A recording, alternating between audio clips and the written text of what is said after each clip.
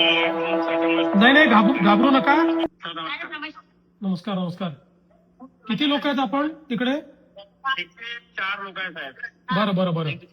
आणि आपल्या महाराष्ट्रातले किती लोक आहेत आपले? 115 लोक आहेत. 115 लोक सगळे आपल्या महाराष्ट्रातले आहेत. तुमची काय आता? काही सगळे इकडले. बरं बरं सगळे नागपूरचे आहेत. बरं बरं बरं. ठीक आहे. त्यांना तात्काळ संपर्क साधतो आम्ही आणि त्यांना त्या ठिकाणी कारवाई करायला लावतो. काळजी करू नका.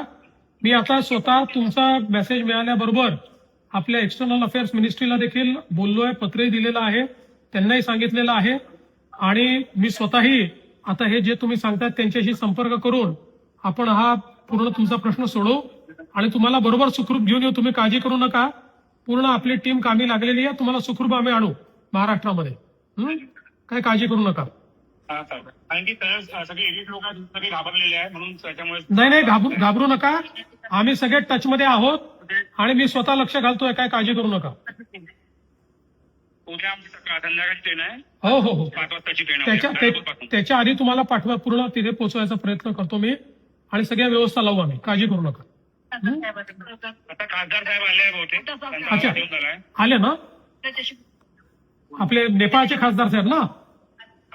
हा, त्यांना मी विनंती केली होती. संदीप राणा साहेब. हा ते येत आहेत तिथे. संदीप राणा साहेब जे नेपाळचे खासदार आहेत त्यांच्याशी बोलणं झालंय.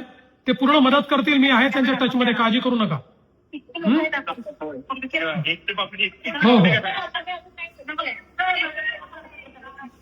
चला. पहिल्यांदा मला या गोष्टीचा आनंद आणि समाधान आहे की तुम्ही सगळे सुखरूप आहात.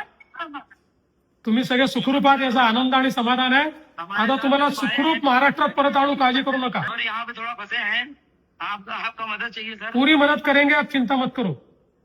अभी मैं सब हमारे साथ में बड़ा है, प्रेजेंट भी बड़ा है. नहीं कुछ नहीं होगा. जो भी कुछ बोल रहे. हाँ बोलिए सर. आप चिंता मत करिए. सबको मैं वापिस लाता हूँ, बराबर लाता हूँ. व्यवस्था हम पूरी कर रहे हैं. आप चिंता मत करिए.